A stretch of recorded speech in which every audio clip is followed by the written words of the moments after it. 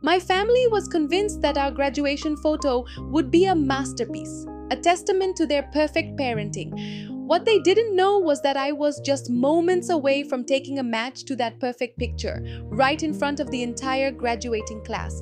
They thought I was walking up to that podium to accept a diploma.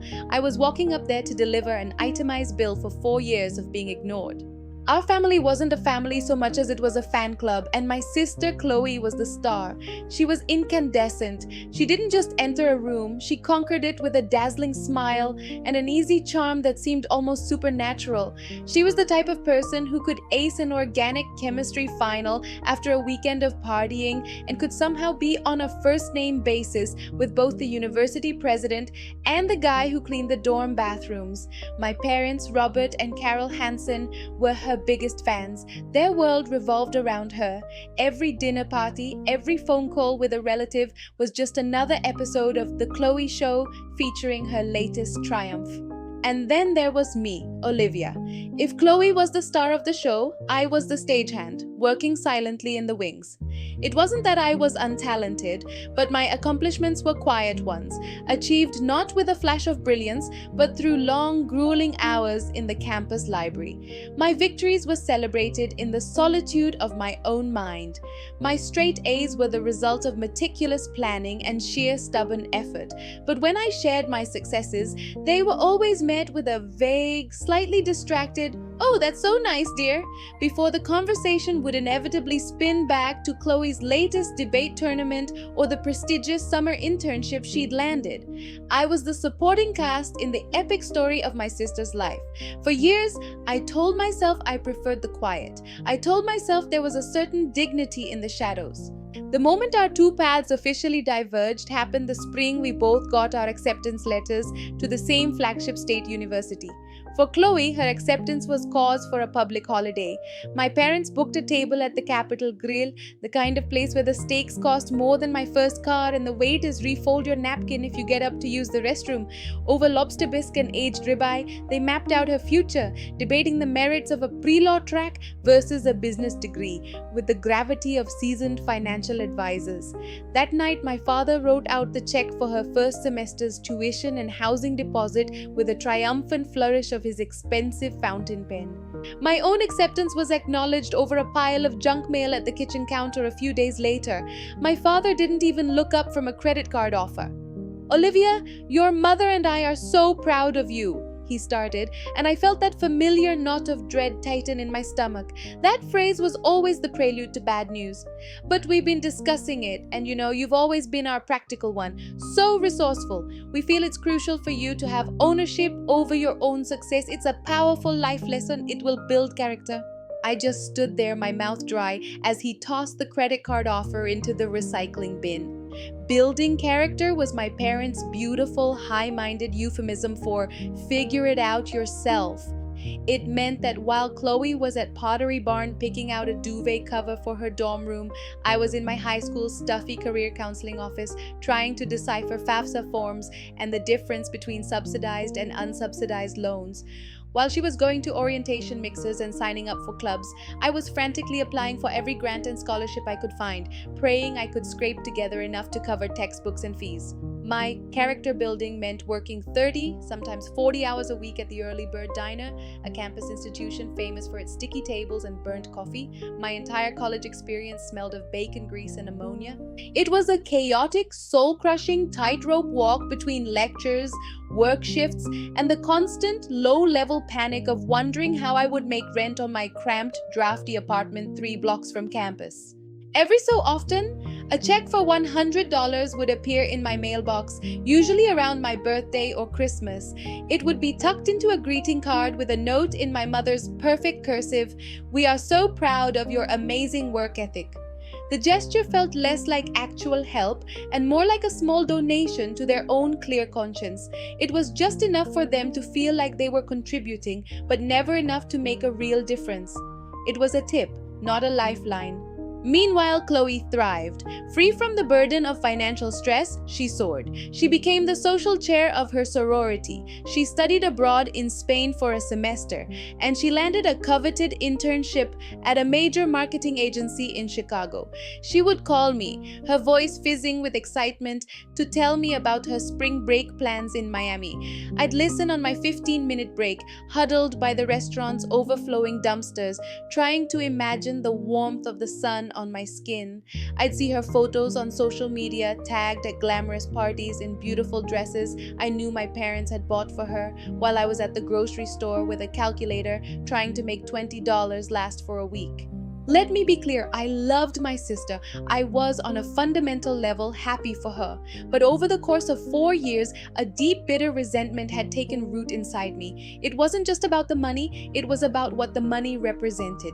It was about the message they sent me day after day, with every tuition payment they made for her and every empty platitude they offered me. Chloe was their blue chip stock, a guaranteed return. I was their penny stock, a high-risk gamble. They invested in her future. They merely hoped for mine. I wasn't just working toward a degree. I was fighting a 4-year battle to prove I was also a worthy investment. And with every microwaved dinner, with every party I had to miss for a shift, with every night I lay awake staring at the ceiling, consumed with anxiety about my mountain of debt, it felt like a losing fight. By senior year, the exhaustion and the bitterness had calcified into a kind of cold, hard resolve. I had done it. I had survived the all-nighters fueled by cheap coffee after closing the diner. I had navigated the labyrinth of financial aid. I had endured the quiet, private shame of being the poor sister in a wealthy family. And I had earned the very same degree as Chloe from the very same university under 10 times the duress. The quiet girl who hid in the library was gone. I had been reforged in the fires of their neglect, and in that fire I had found my voice, and I was about to use it. Graduation day was oppressively hot and humid, a typical summer day in the heartland. The air in the car on the way to the ceremony was thick with a syrupy, forced cheer. My parents were giddy, chattering endlessly about Chloe's summa cum laude honors and the celebratory dinner they had, of course, booked at the Capitol Grill. They tossed a question in my direction about whether I was excited, but their attention snapped back to Chloe before I could even answer. It was clear I was just a background actor in the movie of their other daughter's success. That feeling of being invisible only grew inside the sweltering, cavernous arena. We were seated alphabetically, which meant Chloe and I were in different sections, separated by 100 other graduates. I spotted my parents in the stands, my father pointing a pair of binoculars directly at Chloe's section, my mother waving a small banner with Chloe's name on it. They looked like they had just won the lottery. When the announcer's voice boomed her name, Chloe Ann Hansen, summa cum laude, they leaped to their feet. Their applause was a personal thunderclap, my father letting out a loud whoop that carried across the arena. I watched him pull a handkerchief from his suit pocket and dab at his eyes. The familiar dull ache in my chest returned, heavier than ever. A few minutes later, it was my turn. Olivia Grace Hansen. I heard a smattering of polite, almost hesitant applause from my parents' section. They stood, but the explosive energy was gone. It was the kind of applause you give out of social obligation. As I walked across that stage, the cumulative weight of 4 years of being the resourceful one, the one they didn't have to worry about, settled onto my shoulders. This moment, which should have been the triumphant culmination of all my hard work, felt hollow, cheapened by their obvious lifelong preference. The university president shook my hand, his smile generic and distant, and passed me the empty diploma cover. And then I found myself at the podium. The path was simple: stop for the photo, smile for the camera, and walk off the stage. But as I stood there, looking out at the sea of black caps and gowns, and then up into the stands at my family, their smiles already beginning to fade as their focus drifted, something inside me shattered. The carefully constructed dam of my composure, built over years of quiet endurance, just gave way. I couldn't just smile. I couldn't let them have their perfect day, their sanitized reality. I gripped the edges of the lectern, my knuckles white, and leaned toward the microphone. My voice, when it came out, was surprisingly steady. It carried through the vast space. "Thank you," I began, letting the 2 words settle into the air. "It's an honor to be standing here today, sharing this moment with all of you." I paused and my eyes found my parents in the stands. Their smiles faltered, confusion creeping into their expressions.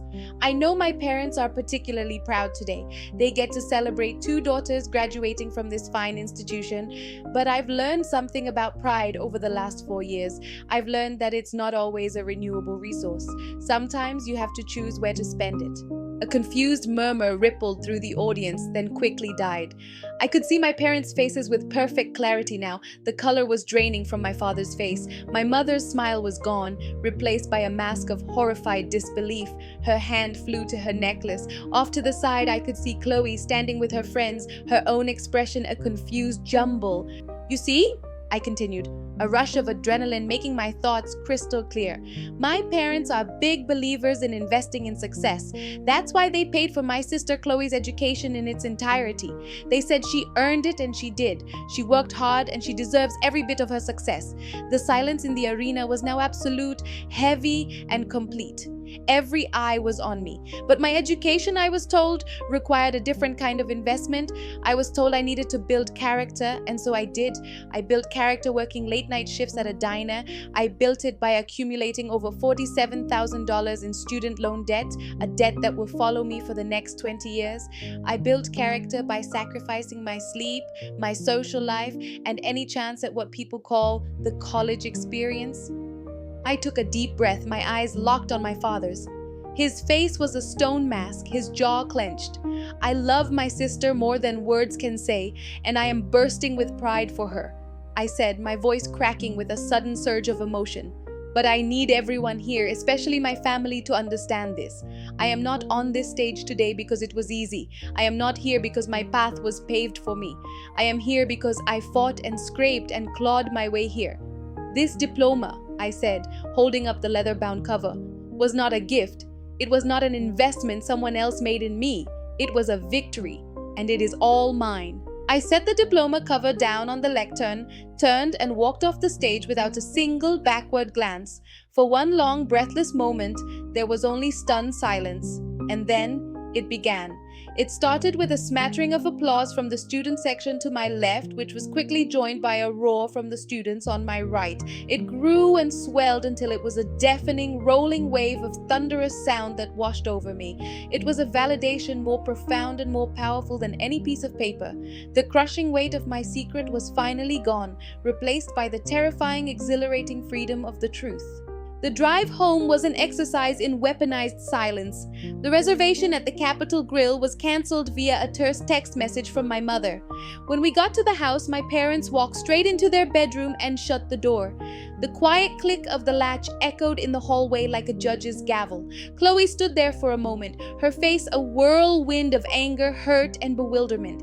She opened her mouth to speak, but then just shook her head and went into her own room, closing her door as well. The graduation party was officially over. For the next week, I was a ghost in my own childhood home.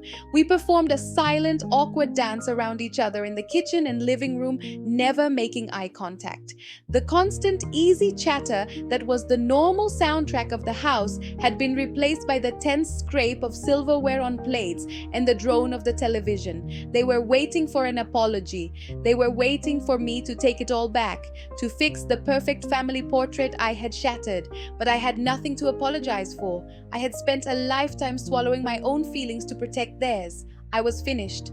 The confrontation finally happened about a week later. It wasn't the shouting match I had expected, but something much colder. My mother asked me to join her in the living room. She sat perfectly still on the edge of the sofa, her hands clasped tightly in her lap. "We need to talk about your disgraceful performance, Olivia," she said, her voice like chips of ice. I sat in the armchair across from her. "What you did," she said, her voice trembling with tightly controlled rage, "was a profoundly selfish and cruel act. You took a day that was supposed to be a celebration of this family, and you turned it into a public spectacle for your own bitterness. You embarrassed us. You embarrassed your sister." Her words felt like physical blows. "Embarrassed you?" I asked, my own voice dangerously calm. "I spent 4 years running on fumes and anxiety while you and Dad wrote checks for Chloe's sorority dues. I was drowning, and you told me it was a good opportunity to learn how to swim. Do you have any idea what that felt like?" "That's not fair," she snapped, her composure finally breaking. Chloe, she needed our support. The pressure on her to perform, to succeed is immense. You were always so self-sufficient, so capable. We never had to worry about you.